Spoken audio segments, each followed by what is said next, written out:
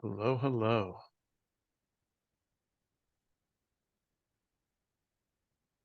Some folks are sliding in here, so it looks like they got the message. We're going to apologize to all of you who got that last minute schedule change. You can tell that the irregular accountability guy, Mr. Kyle Christensen, is not here today. So there may It's be what some happens. yeah, when dad's away, things go sideways. Um, if somebody could just throw something in chat and let me know that chat's working, you can yell at us for our terrible scheduling today. But we'll apologize because we were supposed to be on at 2 o'clock, and somehow we got some calendar mismatch here and wound up being an hour late. So I apologize that all you guys got that 1 o'clock invite. I'm wondering if chat's working. Steven's raising his hand. I think he's telling me that chat's not working. So now I have to find that button. You Yep. can Well, just while tell. while you're getting that going, I'll let you focus on that for a minute and say thanks, guys, for joining. It's great to see you all. We apparently had a time conflict that I was not aware of, and but those things happen. So thanks for joining us today. And this is going to be a fun discussion. We're going to really dive into onboarding, and we're going to talk about what that looks like from a security point of view. Looks like chat's working now, so that's good, and should be a lot of fun. So we can't wait to get your guys' thoughts and feedback, and jump into some deeper collaboration as we get through this. It should be a lot of fun. I think we're going to dive into some meaty stuff. Yeah, and if you're listening to this late because you just got the recording again, we apologize. Kyle's away, and you can tell I am not Kyle Christensen, but I am at the controls, and Kyle's fancy, pretty multi-window thing is not here today. So you can tell who the smart guy is that makes all this happen, and who's here just to be the pretty face that adds some color and some commentary as we go along. But yeah, as Wes said, we're going to kick in and jump off. 2 weeks ago, we talked about onboarding. If you didn't catch that webinar, it is out on K7's YouTube page. It's a fantastic webinar. We talked through what that onboarding process looks like, and we gave away some documentation that might help you kind of walk through onboarding and remember all the steps that go into this complicated process, because onboarding really is the thing that kind of sets you up for success over the long haul for that customer. But as we stepped away from that webinar, we kind of had the conversation with some of you that were on the webinar going, hey, we didn't really talk about the security part of onboarding. So we thought no better than a CISO to come in and talk to us about all the things that you might not think about as you're onboarding a new customer. And Wes, the first thing that I thought about when we scheduled this webinar was what happens when I onboard a customer who's already been breached and has a bad guy dwelling on their network. And I'm sure that'll come up as we go today. But that was the panic thing that went through my brain that said, yeah, we got to bring Wes on here. We got to talk about this. We got to have this conversation. So let's jump in. Well, let's do it. Yeah. For those of you who don't know us, my name's Alex Farling. I am not Kyle Christensen. If you're looking at that little thing right there with my name on it, but Alex Farling, I was one of the co-founders over at Lifecycle Insights, and I was an MSP for a long time, long enough to tear out all my hair. And I'm joined today by my good friend Wes Spencer. And Wes, I'll let you introduce yourself real quick here. Yeah. So if I haven't met you, really good to be with you today. I'm a cybersecurity nerd at heart. Came out of banking, so this world of like being a security practitioner, boy, I don't want to say it's getting stale. It's been a few years, but it's been a bit. But I was also the co-founder at Perch Security, was the CISO there, and one of the co-founders helping build that. And I've done all kinds of stuff in the MSP channel for quite some time, and have landed now as their as the founder and CEO at Empath Cyber, helping MSPs grow in cybersecurity, and kind of that mission of turning every MSP into a cybersecurity talent factory. So it's been good to be with you. Absolutely love it. Absolutely love it. Joe, I'm sorry that my Star Wars collection is not here.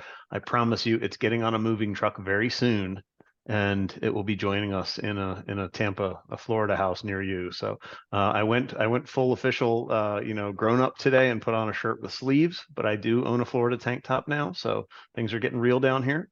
But I am in the process of a relocation. So the old office as you know it will be back, and hopefully the echo of an empty room will quickly go away. Looking sharp in that pink, though.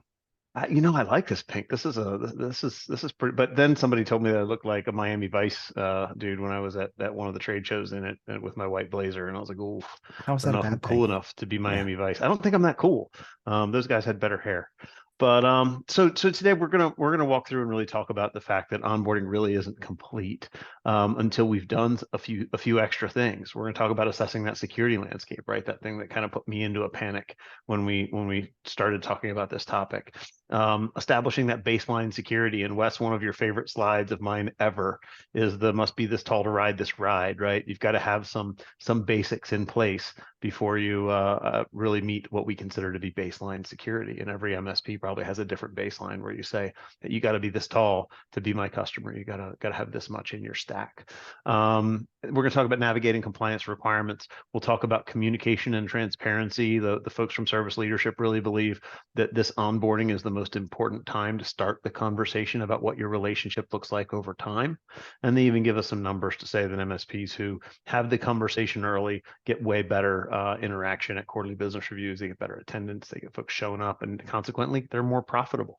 If part of your onboarding is, hey, here's what we expect from you. This is your part of this relationship.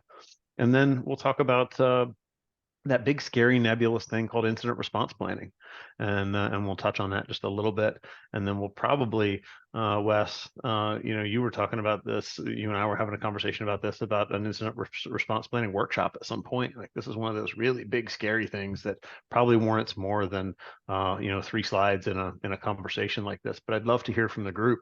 Number one, if any of these 5 topics warrant a whole lot more exploration with you, as Kyle and I continue to do these webinars and bring in wonderful guests. Is incident response planning or any of the rest of this something that you'd like to see us dive deeper into? Because we're always looking for that next piece of content that adds value to you. So let's kind of jump in and talk here, Wes.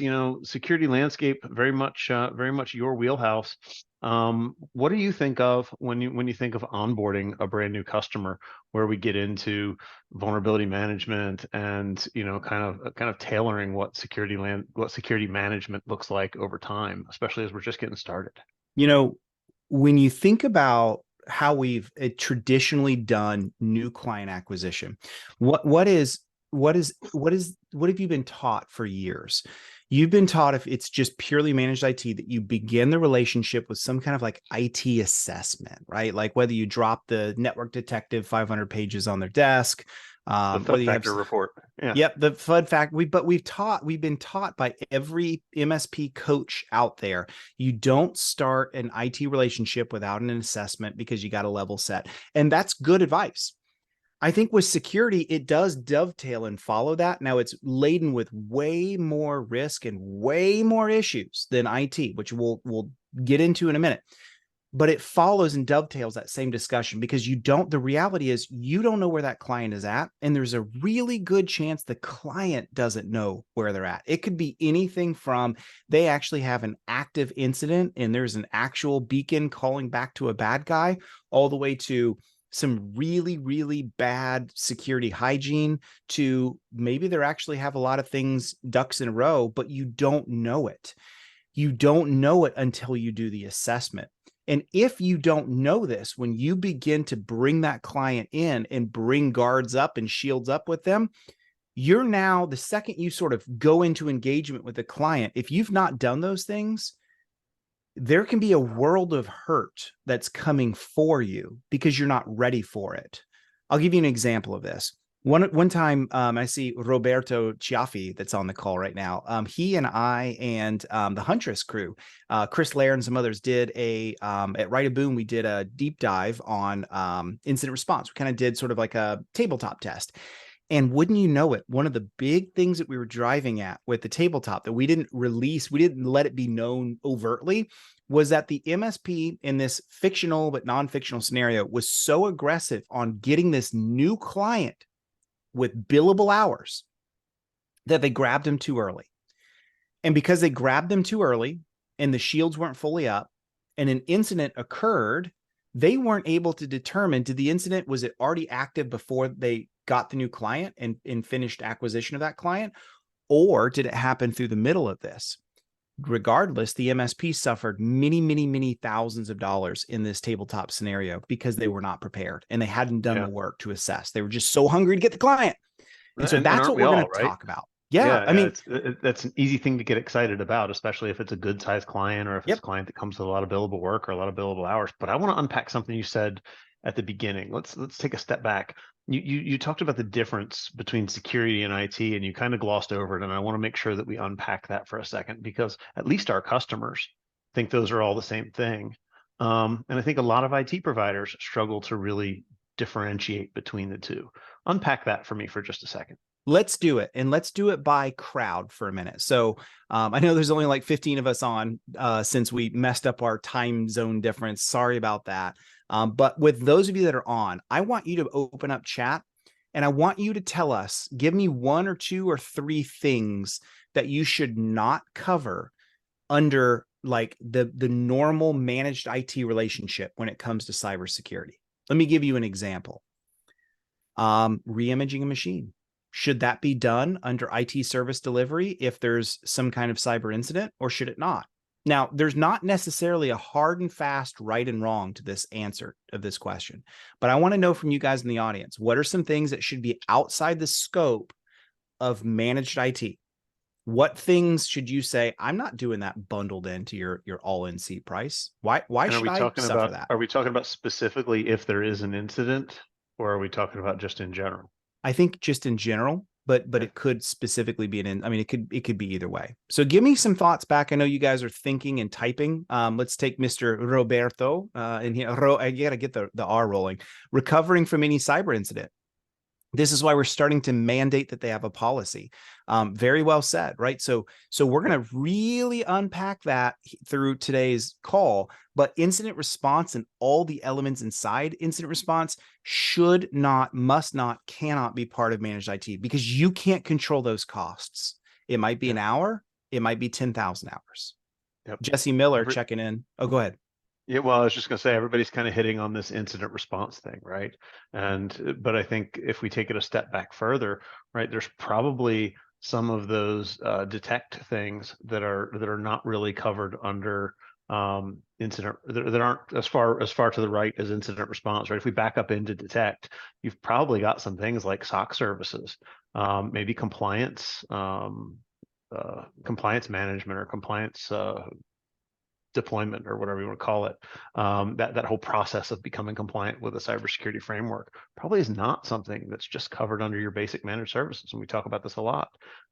It's just as, not just as much, but it's a lot of work to get a 2-person shop CMMC compliant, where it's not a whole lot more work to get a 20 or 30 or 40-person shop CMMC compliant. So for your 150, 250, 350 a seat, you can't do compliance in just your regular managed services agreement. That's got to be billable above and beyond. Yep. Well said. So Jesse checking in, multiple machine reimaging. Yeah, right. So if you have a significant ransomware event, or you suspect that a bad guy, or you have evidence that a bad guy has gotten access to multiple machines through lateral movement, what does that take? There's a lot of cost that's baked into that, even knowing which machines may have been compromised and which weren't. That gets nasty.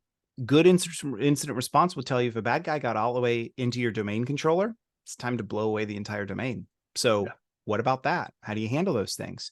Kevin saying remediation of the incident. I absolutely agree. It's exactly what Robert was saying. Same exact thing. And then Jesse saying we also have to have clear vulnerability management and patching definitions. I really agree with that too, right? Because, you know, some of those things should be baked into normal IT service delivery costs. But what happens if, you know, like you mentioned, 0 days, maybe some huge sprawl, maybe there's some challenges because it's a line of business application. You're sitting on hold with the vendor doing this for the client, and you know, there are things like that you really want to spell out. So this brings up the next question I was going to ask.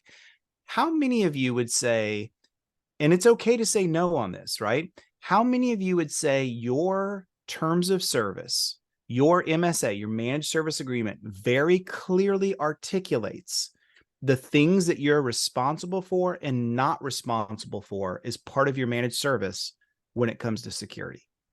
Let me say that again. How many of you know for a fact very clearly that you're comfortable that your MSA dictates what should be covered for cybersecurity and what should not be covered under your managed service?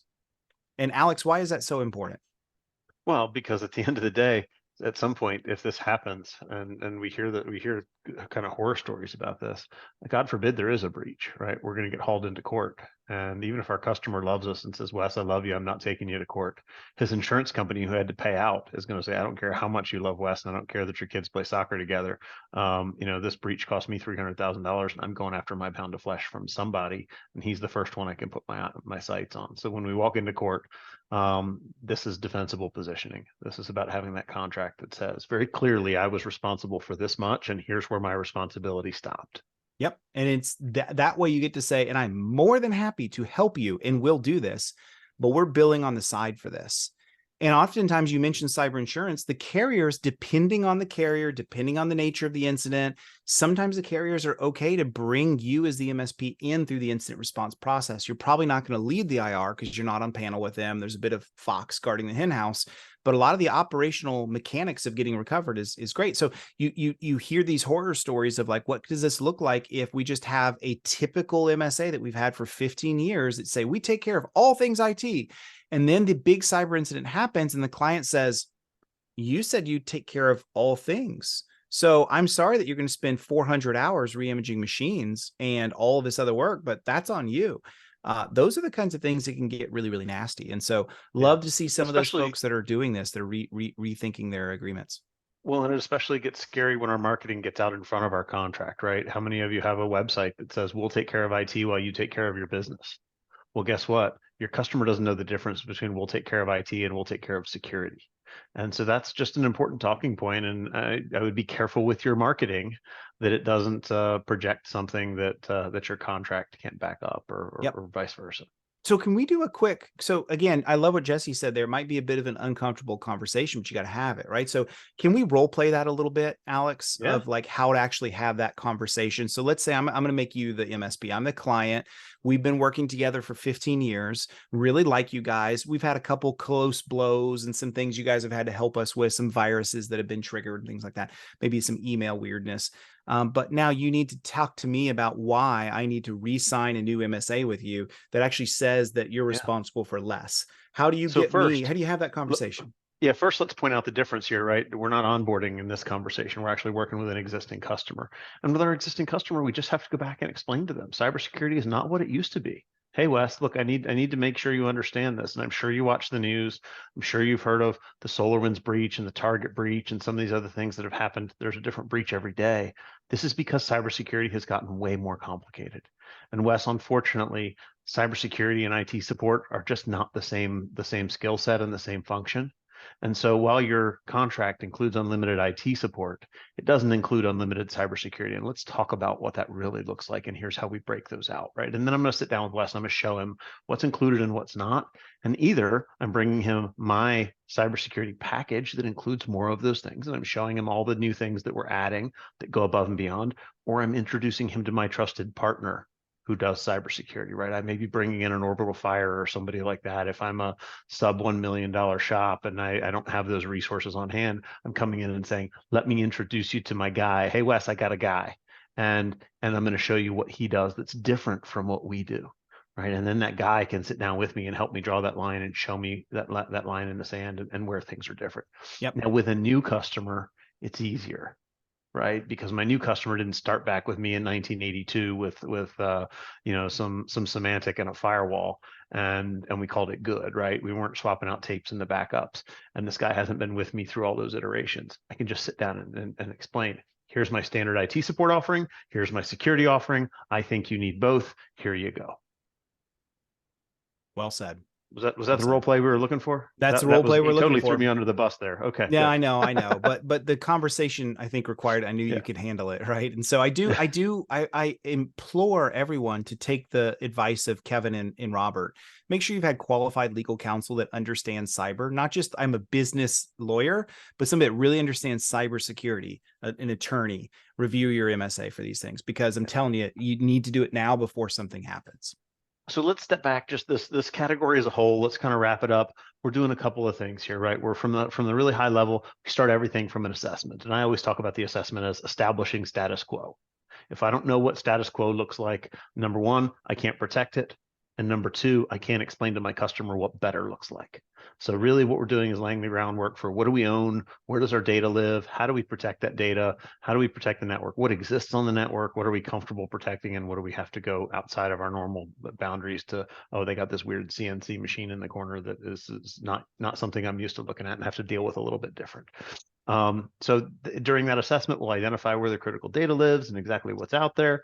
And then we'll start to build a vulnerability management and response process around that. And our client needs to be involved in that, right? They own the network ultimately.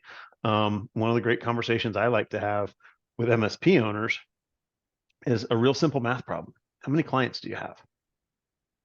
And I'll let a couple of you throw that number in the chat. I just want you to but think about it. How many clients do you have under full managed services? I don't care about the break fix or the folks who aren't full all in. And then how many techs do you have? Now, every time I get on an airplane and I watch the Southwest steward stand in front of me and clip and unclip their little seatbelt and show me how to blow into the little thing, it reminds me of incident response. I think about the fact that there's 3 flight attendants on my plane and 150 people. And if the plane goes down, nobody's going to come to my seat and go, Mr. Farling, please come with me. And I'm going to show you how to get off the airplane, right? You're on your own. If you've got 100 clients and 7 techs, every one of your, and 10 techs, because I'm bad at math, every tech has 10 clients they have to restore in a complete breach scenario.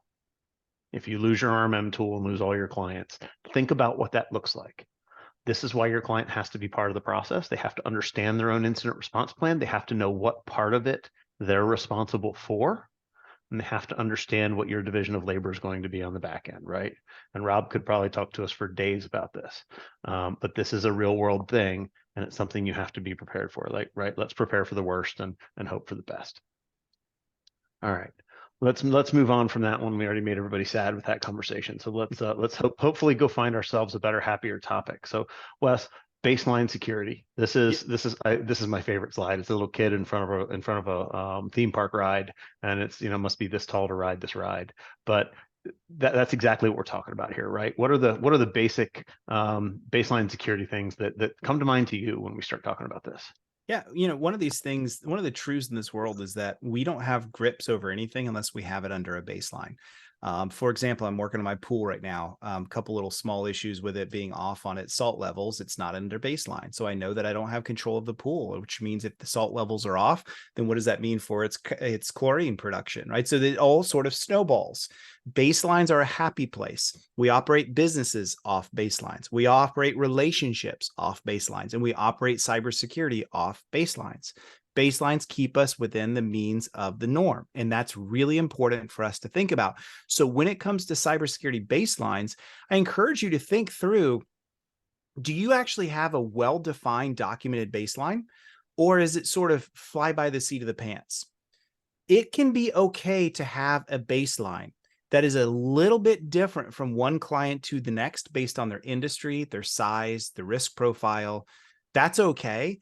But you do need to have, as you mentioned, Alex/Kyle, the very bottom baselines. What is the minimum threshold that we cannot get by without? And so that's an important thing to think about. And so one of those things I think about when you're kind of working through this is to say, what a lot of times MSPs have a number of things that they can offer. And very commonly when I'm teaching a course or like a workshop, especially in cyber insurance, and we show those minimums, things like, immutable backup, security awareness training, EDR, managed EDR really now, and, MFA everywhere and vulnerability management. Those are like the 5 minimums. And I'm not saying that should be the baseline minimum, but I ask MSPs, how many hands in the room have solutions to handle this? 100% of the hands go up. I say, how many of you have 100% of your clients using 100% of these services? 0 hands go up. And I'm like, I'm not hating. I'm just saying, do you see the discrepancy that exists here? So that brings up this discussion of what actually is the minimum. A lot of MSPs say 2 things. They'll say, if we don't hit the minimum, then I make you sign a waiver to get out of it. Or they say, if you don't hit the minimum, you're not a good client for us. Let me help you find somebody else that is. I'm Yeah. not here to dictate to you which of those two you should fall into, or maybe both, but I am here to say you got to set the foundational minimums. And so to me, there's a minimum underneath the minimum, Alex. And what I mean by that is there's a certain level minimum that will keep you out of the negligence lawsuits. So for Yes. example, cyber insurance, those 5 things that I mentioned, if anyone wants the list, I can get it. I can link you in from Fifth Wall. They've got a great list for those things. That's the minimum of the minimum. That's the things that are going to say, well, at least they're eligible for cyber insurance and they're not going to get their claim denied. But then Mm-hmm. I think there's a reasonable minimum that comes in even above that I think all intelligent people need to put in place. And so the question is, what are those things and how do you set them into motion? I suppose we could talk about some of those things, but Well, really, before we dive into those too deep, let's peel this back just a little.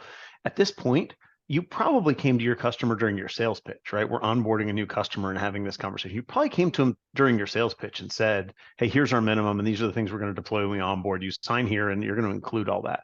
But I want to go back to Wes's question about the contract. How many of your contracts actually explain to your customer that the minimum will change over time? Right? I remember when I rolled out ThreatLocker at my MSP years ago, and I'm just using them as an example, no referrals, references, whatever, just it's a product we used. And when we launched it, we went and talked to all of our customers about it at a quarterly business review. And I went to all of my medical clients and said, "Thou shalt buy ThreatLocker right now." And I went to my smaller nonprofits and folks who weren't in quite as sensitive industries, not unregulated industries, and said, "I'm not telling you needed to buy it today, but I'm telling you this new technology exists. We should be watching it. And one day I'm going to come tell you it's not optional anymore. Today it's a nice to have." But I think your contract should spell out, number one, what your minimums are, but also spell out that minimums will change over time in accordance with cybersecurity industry best practices. And now I'm letting you know, Mr. Customer, that the minimum today won't be the acceptable minimum a year from now or 2 years from now. And we just go right back to the story about tape backups and a semantic antivirus client and a Cisco ISR router out in front of your network. Right today, that would be considered gross negligence if that was all that you were running. so what are you preaching in that mantra? You're preaching the message that security is not a journey that I begin on, I go through, and I complete. Security is not this finish line that I get to and all is good. Clients have got to understand that it's not that security is this willy-nilly moving target in an area that we're just not sure of. No, security is a reactionary endeavor that we have to continue to follow and put in process. It is truly a process that doesn't end. And so it is important for clients to understand that while we may, like I love what you said there, Miss Client, with the things we're doing now are up to best practice and standards. But just like in a lot of things in this world, we have to keep up to date. We have to stay, just like your business has to stay up to date with the latest in innovations, making sure that you're staying up to date with your competitors, making sure that you're doing all the right things to be survivable. And 5 years ago, that looks different than now. Cybersecurity is no different, Miss Client. And it's our job to let you see those things that are happening as minimums now and looking into the future of the things we need to start thinking about and budgeting for. And Rafi, I love what Rafi said there is, allow for change in the process. Yeah, and explain this to your customer just like in a way that they really understand. Mr. Customer, cybersecurity is warfare. Period. End of conversation. And today, the U.S. military does not go to war with muskets and cannons. There was a day when we did, and that was top of the line arms in that day. Right. Today we have stealth bombers and drones and really fancy technology. And guess what? There's going to be a day where I'm talking to you about AI as your security tool. And that day probably isn't that far away. So just understand that as the bad guy gets a cooler toy, I can't go after his stealth bomber with my musket. I have to have the modern tools of the day. So let's pull the audience again then. How many of you feel like, or not feel, how many of you do have an established minimum that is either referenced in your MSA, documented in your MSA, or some other documented place that is very clearly articulated what the minimums are? I'd love to know yes or no. Robert, if I could ping you for some comments from chat. So you said yes, and I'm glad to hear that. And I know it might take some time to type in, and so we can wait for this and come back to it. But I'm curious to know like how you built that. I think a lot of people want to know what is it, and I'm less interested in knowing what's in it and more about how you got there. How you started building those things out, because I do think it's really important for us to establish those baselines. Yeah, totally agree. And guesswork at first, like, this is where it starts, right? And then, I would encourage all of you to go pick a framework, right? Whether it's CIS or NIST or whatever is appropriate for your industry. CIS IG1, right? There's a huge influence right there, as Robert's typing it as I said it. We are not. This goes back to being defensible in court. Hey Robert, where did you get your best practices, those things that you use to defend this customer? Oh, well, I learned them from some bald guy and some dude with glasses on the internet. That's not a defensible position, right? Gumball machine, equally indefensible position. The fact that I can say, hey, I use these industry guidelines for my best practices, and we started at the bottom and worked our way up, and we only got through IG1 with this customer because we can't move a mountain in a day, but this is the best practice we were following, and my customer was looped in the whole way. That is a defensible position, right? I winged it and bought the latest shiny thing at a conference and deployed it thinking I was going to be safe is not the appropriate way to go about this. And I think in our careers, all of us may be a little guilty of that, me included. I bought me some threat locker and went, hey, I'm going to go roll this out and my folks will be safer. They probably were, but I still was not in a defensible position. So let's just think about that as we talk through this baseline thing. Wes, you want to wrap it up and we'll move on to the next one? Let's just wrap it up on Rafi's comment here. I think it's super insightful, this idea of safe harbor, right? And that is a financial concept that anyone deals with this understands. What am I doing the bare minimums to make sure that I have the safe harbor, the safe journey into knowing that I've done the minimums, the negligence thing isn't going to come up. I'm not going to be legally responsible, right? We haven't done a great job in security of defining safe harbor in most industries, but Rafi's exactly right. That's kind starting to come up in our industry, right? There are some states that have applied state level legislation that says if you're following CIS guidelines, then you as an MSP have some safe harbor. Your customer may have some safe harbor and not be able to be sued by their customers if they lose data or things like that. So this is starting to come up. It's starting to be a thing, at least in state legislation. Don't wait for federal legislation. They will never get there. But follow your insurance company's guidelines and pay attention to what your state is doing that's different, or what the state that your customer is in is doing that may be different, right? Because you may have customers out of state for you. All right, let's jump in and take a look at this as a logical kind of leap into compliance requirements, right? So we're going to roll out something like CIS Implementation Group 1 for a bunch of our customers, for ourselves internally. We're going to start to build up to this, but then we're going to have clients. And I mentioned this, I worked with some medical clients. I had a mental health client who was my largest client. I worked with them for 16 and a half years, the whole time I owned my MSP, and they had to be HIPAA compliant. We're hearing more and more clients who have to be CMMC compliant and things like that. So Wes, when compliance comes up, and you come out of the banking world originally, so compliance is probably in your blood. What do you think of when you think about onboarding a new customer and having this conversation about whether or not they're up to speed? Most clients probably are not. And what the conversation looks like today to set up the journey for the next 6 months, 12 months, 2 years, however long this relationship's going to happen. We could talk for a long time on this. So let me kind of get to some succinct statements here. First of all, compliance, of course, is both your sword and shield. It should be this way, right? It is your sword to carve out, hey, there's some things that we need to be doing to put in place that we just have to do. You don't have an option. It's our shield to go to Rafi's point about defensibility. We've done the right things in the minimums. The challenge, I think, comes twofold. First, for the MSP, are we really an expert in that world of compliance for the client we're negotiating, working with? That's the reality you got to ask yourself. Do you truly understand it? You'll know that you understand it when you can really communicate it well, when you can document it, when you can trace your controls that you're putting in place and your risk assessments that are directly tied to it.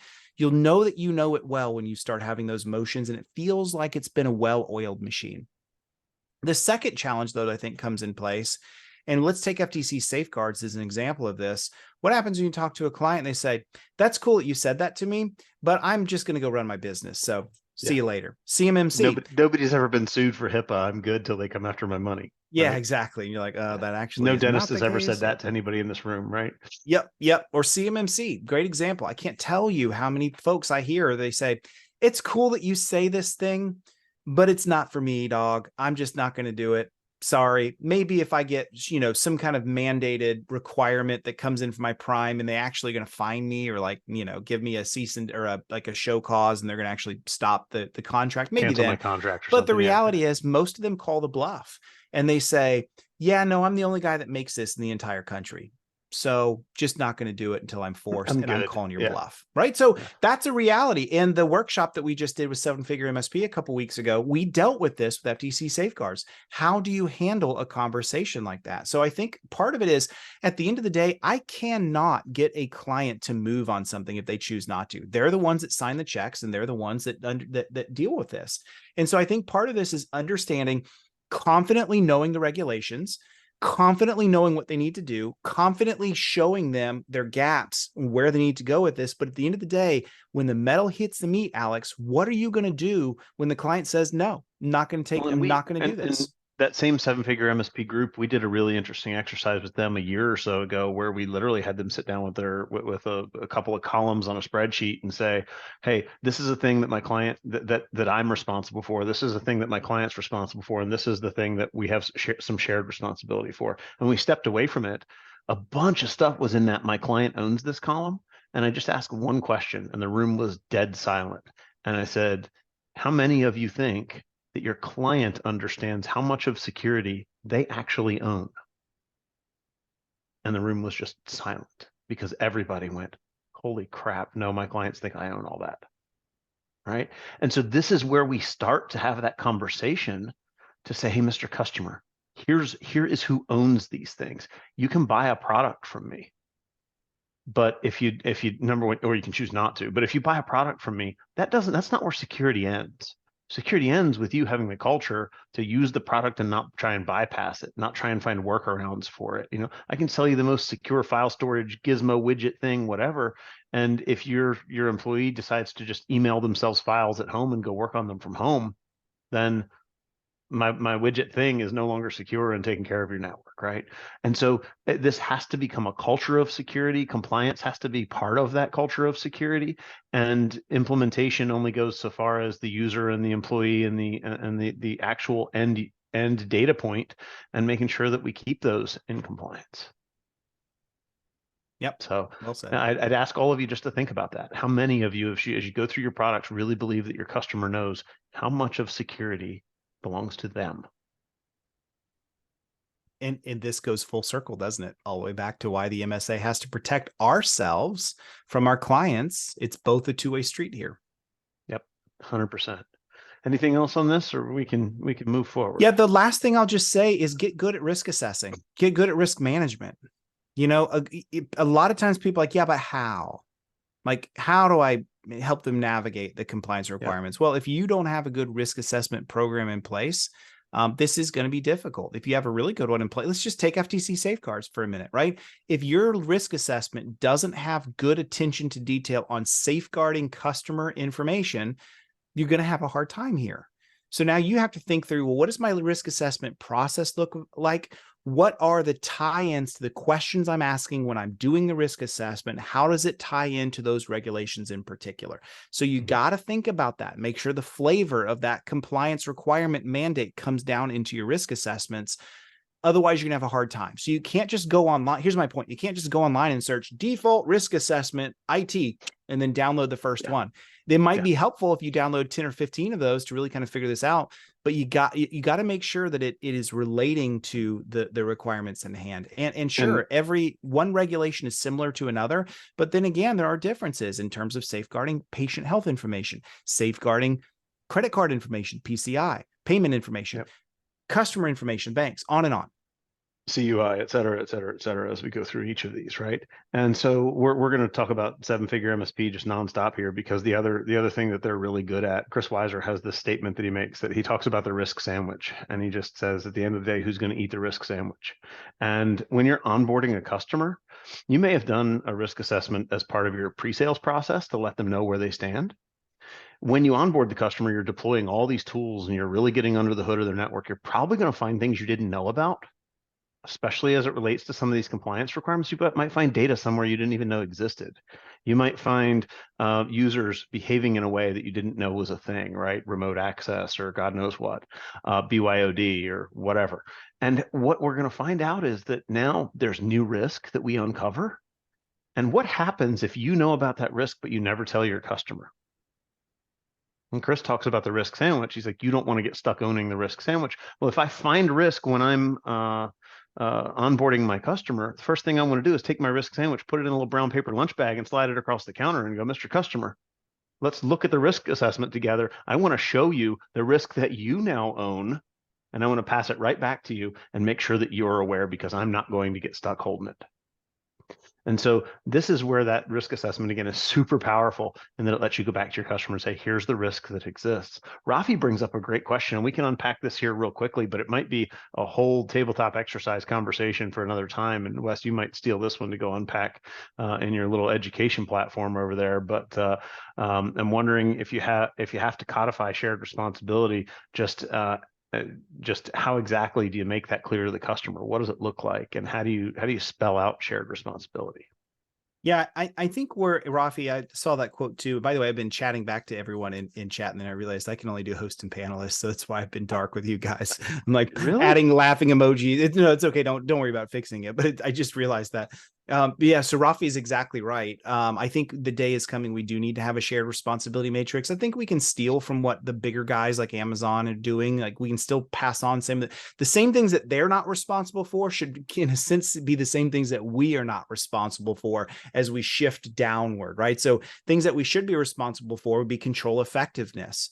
Are we monitoring the controls that we say that we're monitoring, that you're paying for? But at the end of the day, the client desire to make those changes, the client desire to, buy into those things. There's a number of things I think we should build into that. We could probably even steal from SOC 2, some of the things that SOC 2s talk about that say sort of outside the scope of this report, to probably some things that we can borrow in from that too. But yeah, I do think a shared responsibility matrix makes sense.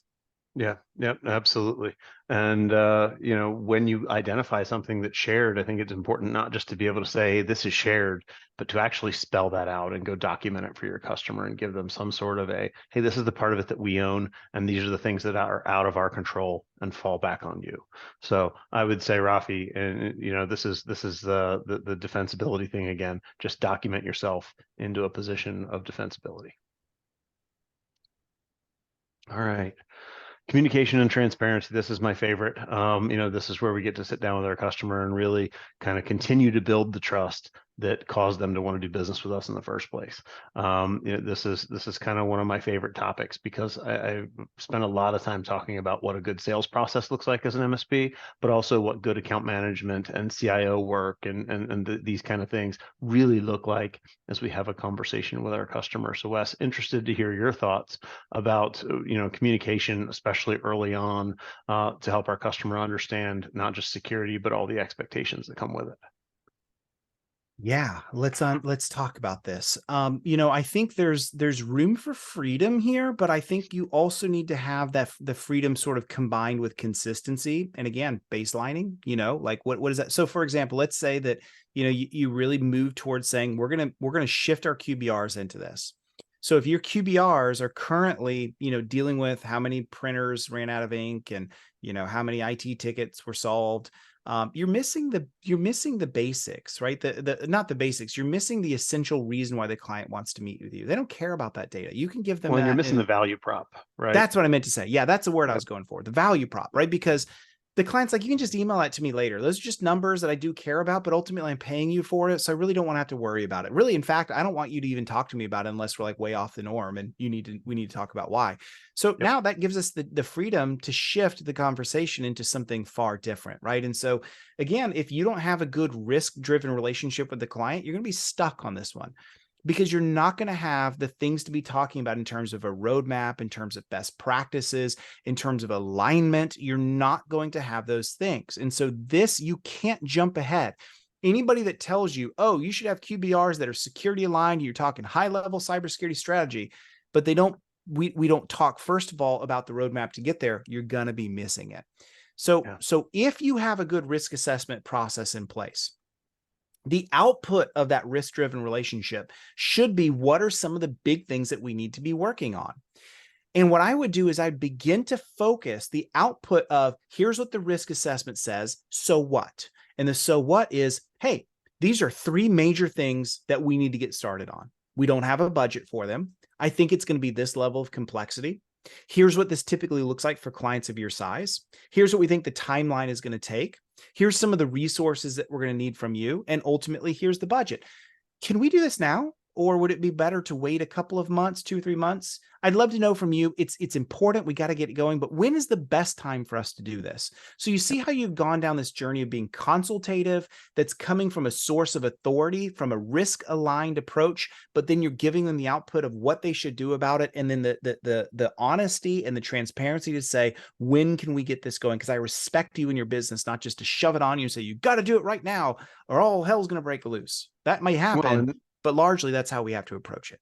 but the beauty of that budgeting approach that you're talking about is, number one, I get to call out surprises early, right? We can start to show them when they're going to have to spend money next. Our customers are tired of knock knock, I need money, which is the typical IT guy approach.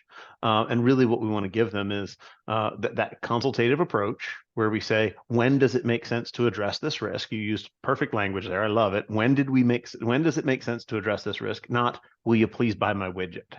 Right? Those two feel like way different things. And, I really want to be that guy who comes in and has that higher level conversation, who does the consulting, instead of the guy who they look at as the sales guy. The sales guy, they don't want to come back to another meeting. So if you're hearing things like, we don't really need to have a QBR, everything's okay, you probably didn't deliver value last time. I might turn around and say, Mr. Customer, instead of having a quarterly business review, we need to have a quarterly budget review. And you'll see if you don't get a little less pushback on your customer for showing up, right? And if they push back and say, Wes, everything's fine, we don't need to meet, then you just respond and say, no problem, I'll set your budget for 2024.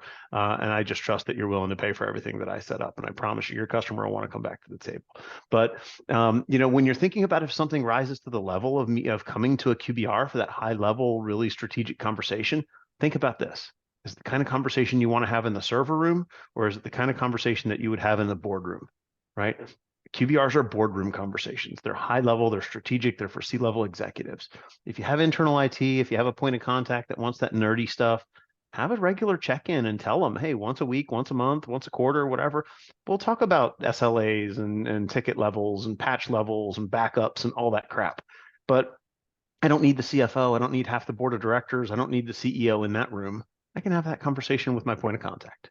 Right. And we can just deliver that to the people who it's valuable enough to have their time. But this is the time to set the expectations of communication.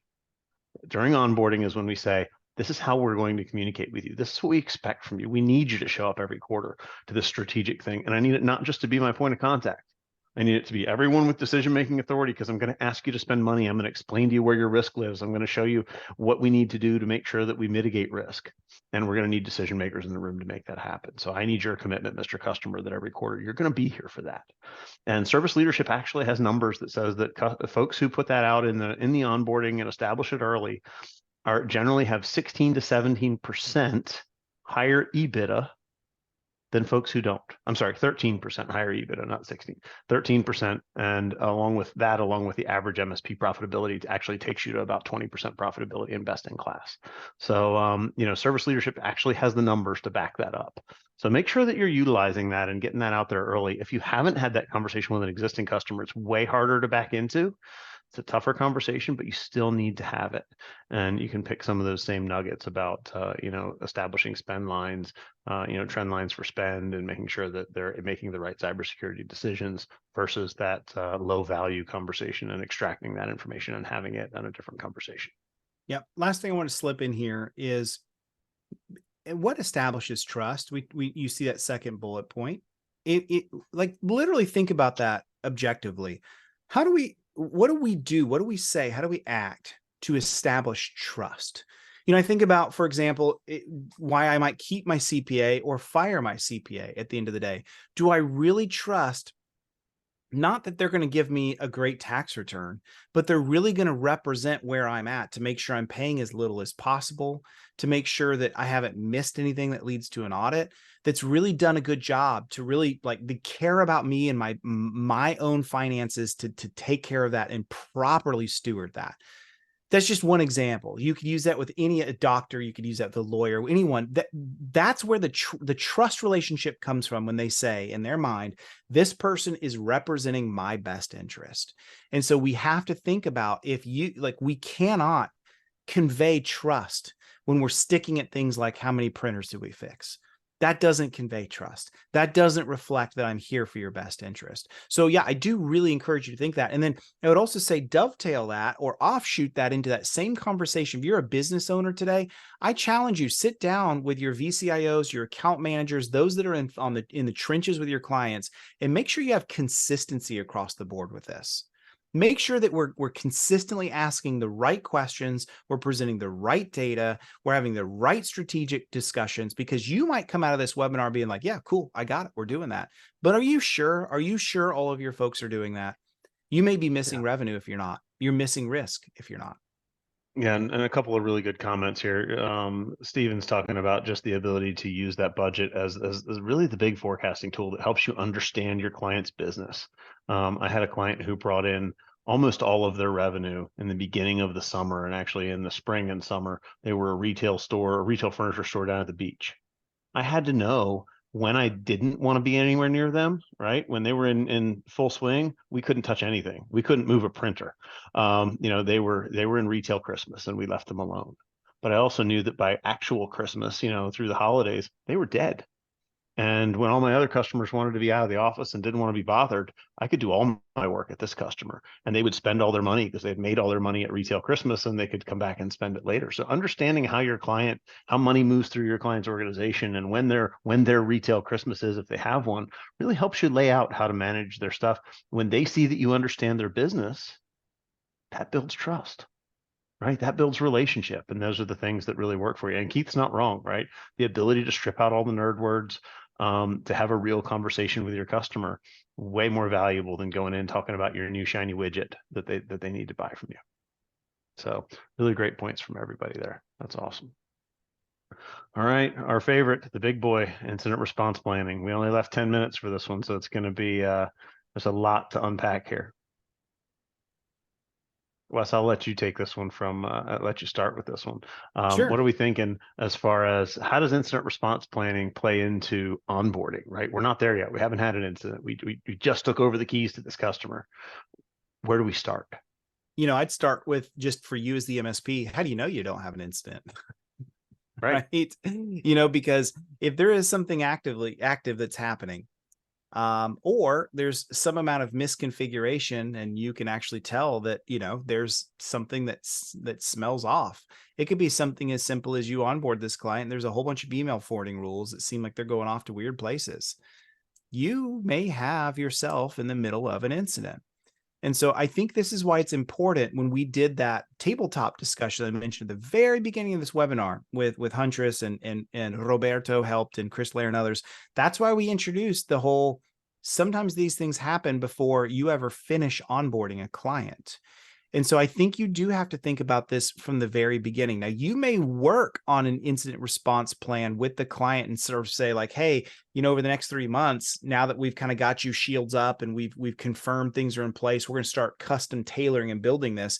But I do think incident response has to be baked into the onboarding process, because first of all, starting with your own shoes, like you should say in your incident response plan, here's what we're going to do. Here's how we're going to handle this. Here's part of the delineating processes that we're going to have in place should an incident arise while we're onboarding you. Let me give you a case in point. Let's just make a vendor up. A vendor called Buntress, because I don't want to name names and play now. I'll just call them Huntress. So let's say we onboard. Huntress is part of our stack, let's say, right? And so we onboard and we haven't finished the onboarding yet. But one of the things we tell them is, here's the checklist of all the things have to be complete before we can push you into full managed service.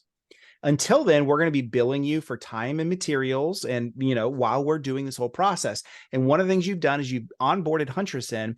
Next day, Huntress comes back with an alert saying, hey, we're seeing some outbound PowerShell. It's looking pretty suspicious. And looking at this, it looks like 3 machines are impacted. You need to pull them off the machines, off the network and go. Now you have an incident on your hands. So how do you handle that? Part of your checklist that should have been as part of what you're gathering from the client is, do they have cyber insurance? Do we even have the ability to make a claim? And how do we contact that insurance provider, right? I mean, at some point, the beginning of incident response is, who do we call, right? Who are your critical vendors? Where is the cyber liability vendor? Who is it? Who's that insurance carrier? What do we have the FBI phone number for their local, for their locality documented? Do we know how to get in touch with the correct authorities and things like that? So part of this is just data collection, and that's a great place, I think, to start this conversation. Mr. Customer, in order to do proper incident response, we have to know all these people and all these things. So we need to collect all this.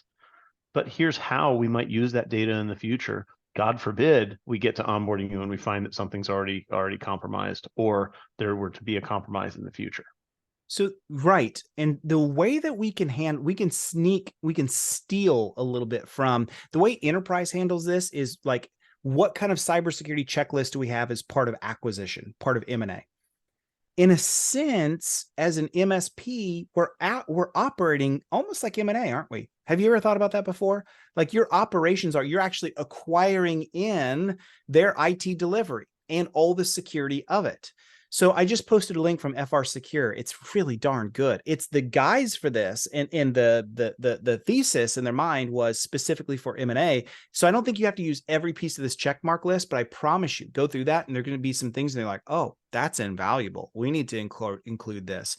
And so, yeah, I think what you need to do is understand what goes into the onboarding processes that are going to be specifically utilized in the middle of incident response. So you should be gathering things like who their cyber carrier is. You should know some of their regulatory requirements and who you would contact if some of those events happen. You should have some amount of a call tree and who's responsible for what. If they do have things like a business impact analysis and a starting risk assessment, it should go into all of these things, right? But I think that's the important part. You're not going to be able to have a fully fleshed out incident response plan, fully documented, probably during an onboarding session, unless they really want that as part of the engagement and you don't go shields up with them until that happens.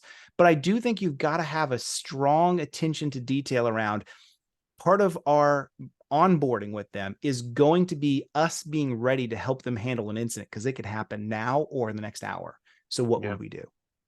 I think that's important. And the other thing to think about is, what more likely time for you to have an incident than when the other provider's peeling off all their security and yours isn't quite dialed in yet, right? You've rolled out your tools, but some of those tools go out in a monitoring only mode until such time as you feel like you understand the landscape, and then you can turn them on.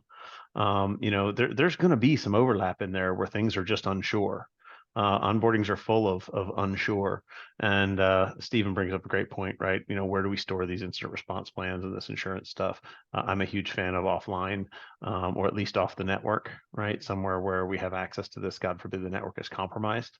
That means it shouldn't be stored on your network either, right? If it's in your critical infrastructure and you lose your RMM tool or your documentation tool, the last thing we want is to lose our documentation tool and then lose all of our incident response planning and everything else that goes with it. So just be careful where you put those things as well. Bad guys have been known to read your insurance policy and know exactly how much they can ask for, right? They know exactly how much ransom they can ask for. So your insurance policy probably shouldn't be out there in the network folder called liability insurance and incident response plan. That's they probably would never do that. Never. They're very trustworthy, just like Santa Claus. Yes. Speaking of Santa Claus, Dr. Keith made a great point there too. Is I do agree that part of you've got to standardize your onboarding process of what this looks like. You probably need to add some things in. I think data flow diagramming and understanding some of that business flow, how you make money and how the money flows. We've talked about this. If you've been on any webinar with me recently, I've been on this train for quite some time. I agree. I think those things need to be included, because you're going to end up consulting some of those things if you realize an incident is hot and heavy right in front of you. Yeah. Yeah, I think that's a great place to end. We got 3 minutes left, so let's go ahead and wrap up. First off, we want you guys to check out what Wes is doing over at Empath, because he's doing some really cool stuff. Wes is building out a really cool cybersecurity education platform. If you would like to go check out Empath, There's a coupon code flashing down there for you. I got to get on my PowerPoint guy because I'm not sure that is the right message. But Little Dictator salesy, 50, right? right? That'll get you. Yeah, we'll get him to chill out just a little bit. But the Dictator 50, this will get you 50% off your first month over at Empath. I'm actually doing some work with Wes over at Empath now. He just gave me the privilege of bringing some sales content into Empath. So yesterday was the first version of, or the first portion of a 5 stage sales workshop. So really cool. We had some really great feedback on that. But you've got really amazing content over there. I absolutely love it, and I participate in it just as often as I can. And then, if you want to give us some ideas what we need to talk about either here or over at Empath, you can go hit Wes up on Empath and or on LinkedIn and tell him what he needs to be putting content in Empath to talk about. If you want Kyle and I to have other conversations here, ping me on LinkedIn, go connect with me. Tell us what you need us to help you unpack and solve. I hope you got a ton of value out of Wes's and my conversations today. Wes, thank you so much for coming. You're one of my favorite humans in the space to talk to. You've always got an interesting spin to put on everything. How would you like to wrap us up today? The way I like to always wrap up, which is, take one thing that came out of this that was impactful to you and go work on it. Maybe it was just one thing, but go work on it. And I think that's how you can really begin this. And I would just probably encourage you, I'd start at your MSA, make sure you have the protections there. I'd probably begin with that. And then from there, I think you can follow a good framework aligned journey, some things like CIS to kind of understand what goes into the stack, what the minimum requirements are. I think you can actually trace this backwards from all the things we talked about to how to practically implement. Because I know a lot of times in webinars, we talk about things, but not how to do things. And so those are some of the practical takeaways I think I would focus on first if I'm in your shoes. Yeah. And I think, the last thing I'll just leave us with is clear and open communication during your onboarding. Make sure that during your onboarding, you set a time every week to have a touch call with your customer to make sure that you have plenty of time for everything to come up. And there's lots of communication and touch points here. And then you continue those throughout the client relationship because we spend a lot of time during the sales process to build know, like, and trust so that a customer will do business with us. And then as MSPs, the phone starts to ring, things start to happen. We get a little panicked and we stop checking in with our customers because we're too busy dealing with the day-to-day. And that know, like, and trust begins to erode a little bit. So make sure that we have clear and open communication all throughout the client journey, and you'll just have a better experience with your customers. You'll have more raving fans and you'll get more referrals in your business. So I think that's where we'll leave it for today. Thanks everybody for coming. It was a great conversation today. And Kyle and I will be back in 2 weeks. I'm sure we have something to talk about, but I don't even know what it is. So we won't be pitching that one, but we'll see you guys back in 2 weeks. Thanks, Thanks, everyone. everybody.